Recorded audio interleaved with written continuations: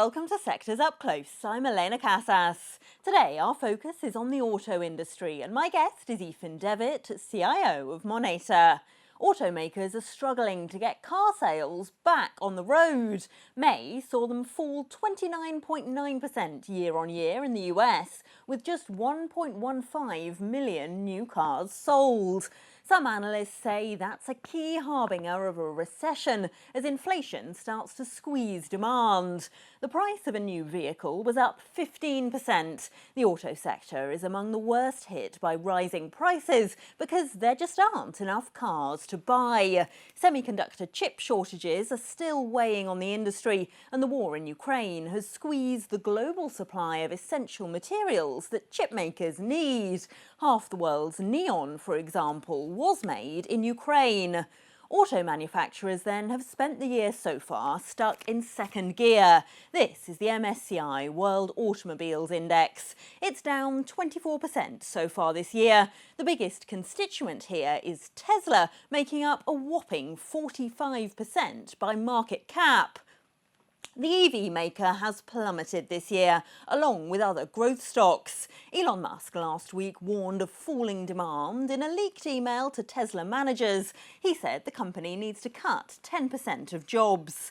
But conventional car makers have done, if anything, even worse, at least in the US. You can see there that Ford and GM are both down over 35% year to date. Well, to find out why they've hit the brakes, I'm joined now by Ethan Devitt, CIO of Moneta. Ethan, hi, thanks so much for joining us. Now, we've been hearing about the semiconductor shortage for months now. Of course, the war in Ukraine has made some of these shortages worse. So when is the sector going to start to move through this? What have automakers done to try and mitigate it? The automakers have been focused, obviously, on their supply chain for some time. They've been heralding that's been the reason for many of the shortages on the showrooms. We've seen that many cars have up to a 6-month wait now for new stock. And the consumers are very focused on particular models that they want, particular features. And that's been the reason, I believe, for the slowdown in sales, not a constriction of demand. There's a lot of focus on the demand picture, but it's actually the supply that's the issue.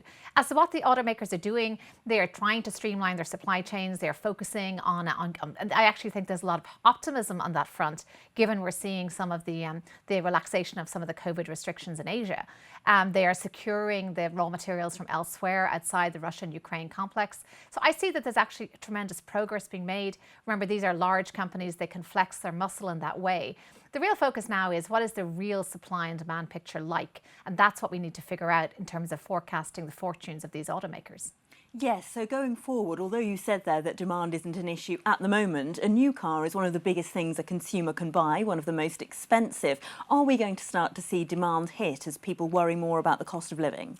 There's certainly a lot of factors at play here. There is going to be an element of pent-up demand, remembering that these consumers have their eye on a particular model, perhaps with new features. Maybe they're focused on an electric vehicle, maybe they're focused on a particular hybrid vehicle, or they want that new truck. So because of that pent-up demand, I don't see that being particularly affected.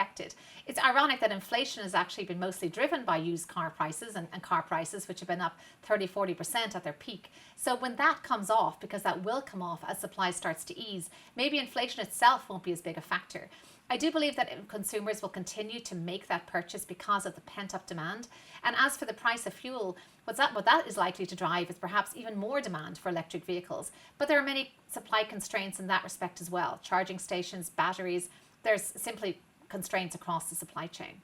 In market cap terms, of course, this sector is a bit unbalanced because it's about 45% Tesla, the key electric vehicle maker there. But at what point are we going to start to see some of that demand for electric vehicles shared out among more conventional car makers, companies like Volkswagen, Ford, GM?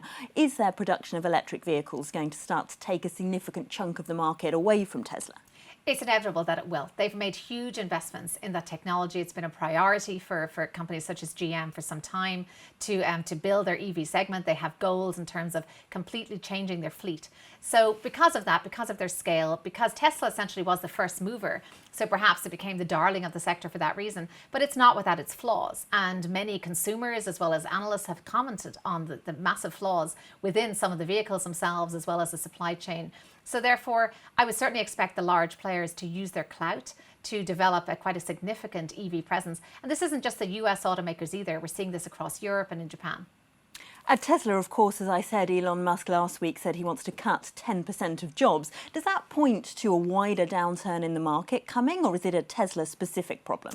It can be quite difficult to read into a leaked email what exactly is going on. There could have been an objective to perhaps reduce, my understanding is it is mostly the white collar management jobs and not so much factory floor producers, because they have long waits for Teslas. They can't produce these cars fast enough. So there's a sense that would be strange to cut back on staffing at this juncture. It may be a sign of a slowing of demand, remembering that much of the demand for, say, Tesla cars has come from California, has come from tech executives. There may be whether less need to drive, or simply because this sector has come off so much, perhaps less discretionary income. There may be a slowing of demand, but I think the story for me so far is pent-up demand. Pent-up demand because of a failure to actually execute on that desired purchase. Given that strong pent-up demand then, how should investors be approaching this sector? Very carefully and focusing on fundamentals. The auto sector has been not only in the crosshairs of the supply chain constraint, but also is in the crosshairs of many different regulatory areas, such as the shift to AI and to autonomous vehicles. We're seeing a lot of development there, but not necessarily the progress that we thought we'd all see 10 years ago. They're also at the crosshairs of the focus on a sustainable future and the energy transition, and lowering the carbon footprint and having to adhere to vastly different global standards. So there's so much uncertainty around automakers. I would say the leadership is fairly strong there. It has been since 2008. Since the great kind of reconstruction of that sector, I suppose, in 2008, when it almost was bankrupt, and in fact was across the board, we've seen quite a maturing of management, who have a real understanding of the complexity of the sector. The consumer is discerning too. They know what they want. They're open to change and to new ideas. So we're seeing that. So focus on fundamentals, company by company, and that's how to select stocks in this area. Thanks so much for that insight, Aoifinn Devitt, CIO of Moneta. Thank you.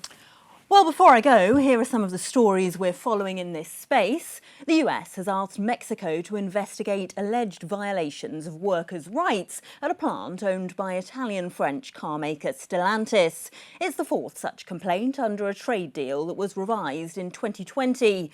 Workers at the Texid plant in Coahuila have been in a dispute with the factory over their choice of union since 2014. Under the trade deal that replaced NAFTA, factories can lose their tariff-free status if they violate workers' rights. Tech industry watchers say an exodus of talent may already be underway at Tesla after Elon Musk said last week that anyone who doesn't come into the office for at least 40 hours a week will be sacked. Most other tech giants are offering more flexible working policies. Former Tesla engineers told Reuters they had jumped ship to Apple and Alphabet, as Tesla's falling share price has also hit their stock-based compensation. And Apple wants to bring its gadgets to the dashboard of your car with new CarPlay software that will power the instruments showing speed, directions and gas mileage. The company is working jointly with Ford, Nissan, Honda and Mercedes-Benz and says cars with software will start shipping next year. And that's your roundup of the auto sector. I'm Elena Casas and this is Reuters.